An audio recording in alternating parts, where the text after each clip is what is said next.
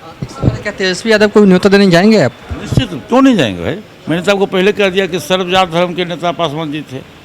मैं अभी गया ना कांग्रेस के मदन मोहन झा जी के यहाँ में गया, कहीं जाऊँगा, शाम में जाऊँगा, तेजस्वी यादव जी क्या जाऊँ नहीं बिहार में।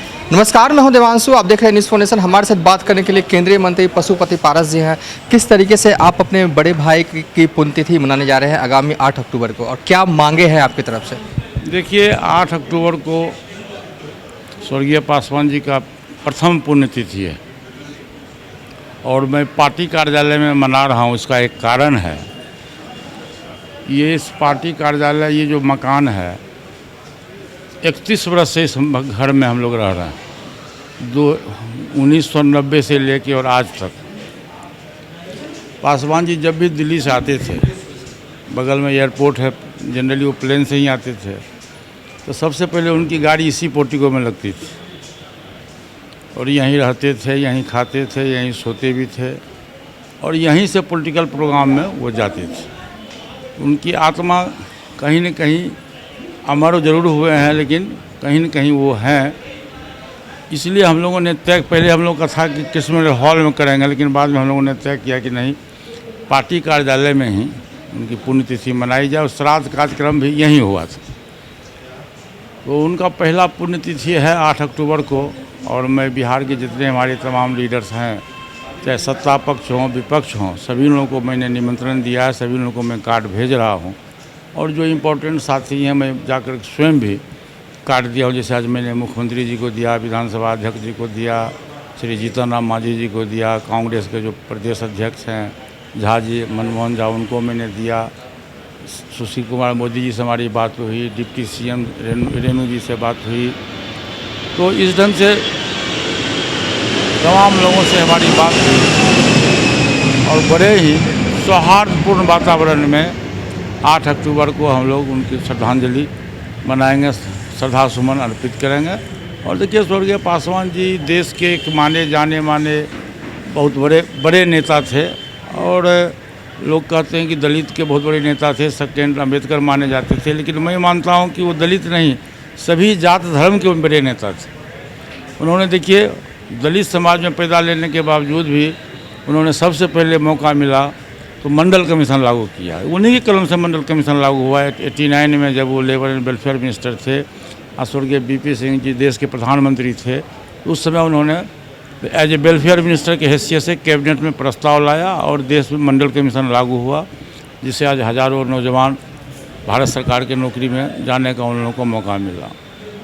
फिर वो बाबा साहब भीमराव अम्बेडकर जी को जो भारत रत्न की उपाधि उन्होंने दिलवाई, सेंट्रल हॉल में उनकी तस्वीर लगवाई, 14 अप्रैल को छुट्टी घोषित करवाया। और जब पार्टी बनी 28 नवंबर 2000 ईस्वी को जब पार्टी की स्थापना हुई, तो जो पार्टी का संविधान बना, उस संविधान में उन्होंने स्पष्ट जिक्र किया कि सामाजिक दृष्टिकोण से, आर्थिक दृष्टिकोण से, शैक्षणिक दृष्टिकोण से जो हमारे ऊंची जाति के भाई जो गरीब लोग हैं, उनको भी निश्चित रूप से आरक्षण मिलना चाहिए। और उन्होंने उसके लिए लड़ाई भी लड़ा और बहुत विलम्ब के बाद सही, लेकिन जब आदरणीय प्रधानमंत्री जी नरेंद्र मोदी जी हुए, तो ऊंची जाति के जो गरीब लोग थे उनको भी उन्होंने 10% आरक्षण दिलवाया। तो कहने का अर्थ कि वो पिछड़ी जाति की लड़ाई लड़े, दलित की लड़ाई लड़े, ऊंची जाति की लड़ाई लड़े, अक़लियत की लड़ाई लड़े, तो वो सर्वमान्य नेता माने जाते थे।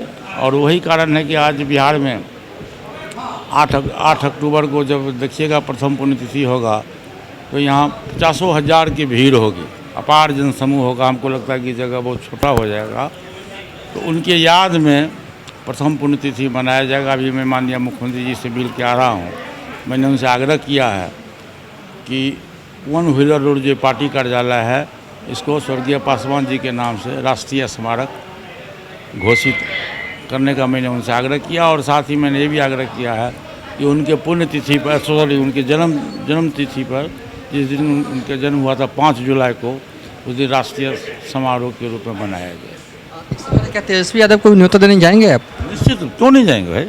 मैंने तो आपको पहले कह दिया कि सर्वजात धर्म के नेता पासवान जी थे। मैं अभी गया ना कांग्रेस के मदन मोहन झा जी के यहाँ में गया, कहीं जाऊंगा, शाम में जाऊंगा, तेजस्वी यादव जी के जाओ। जितने बिहार में जितने भी पॉलिटिकल पार्टी के लोग हैं, पप्पू यादव जी हो, तेजस्वी यादव हो, आनंद मोहन जी हों, और जितने भी लोग हैं, उपेंद्र कुशवाहा जी को मैंने टेलीफोन से कहा, वो अभी बाहर हैं, उमेश कुशवाहा जी को मैंने कहा, बिहार में किसी भी जात धर्म और किसी भी पार्टी के लोग हैं, सबके प्यारा पासवान जी थे।